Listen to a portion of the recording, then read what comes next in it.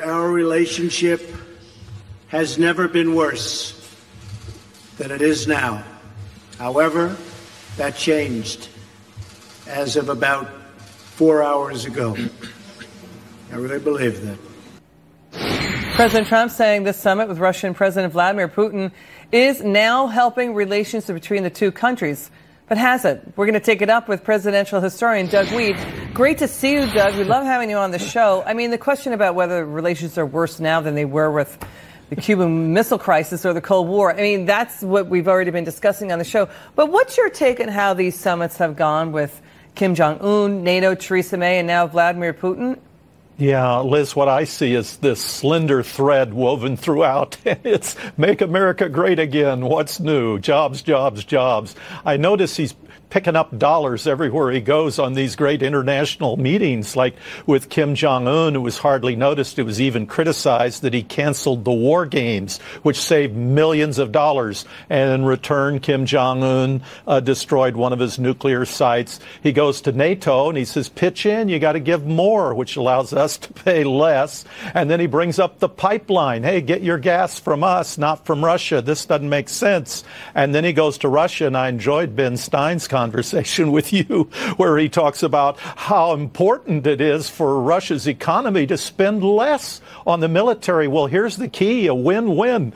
Trump can get more money for his infrastructure, and Russia can have more money for their airports and roads, which they desperately need, if we'll both ratchet it down and spend less money on military hardware. So what you're saying, I mean, ostensibly Trump is being really heavily criticized today because he's usually a tough guy. He wasn't a tough guy today, not condemning at that presser the Russian sabotaging of the DNC servers and breaking in. But what you're saying, I think what you're saying, help me out here, is that the president's trying to reset the table across the board, trying to get countries to, hey, let's make deals. Let's be about economic growth.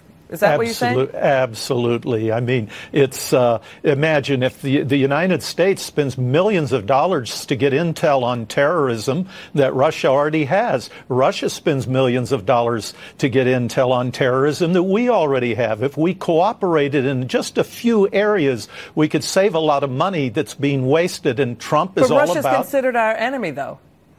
Russia is an enemy. It's been not an ally.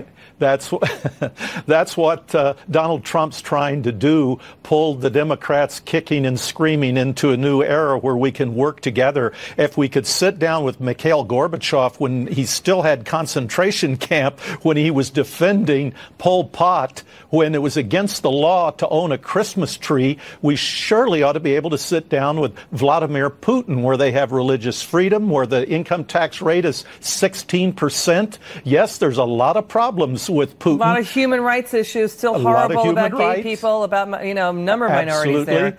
But not tens of thousands of people being sent to psychiatric hospitals because they oppose the regime. There may be in the smaller numbers. We've got a chance. Okay, Doug Wead, great perspective there, sir. Come back soon. We love having you on. Thanks, Liz.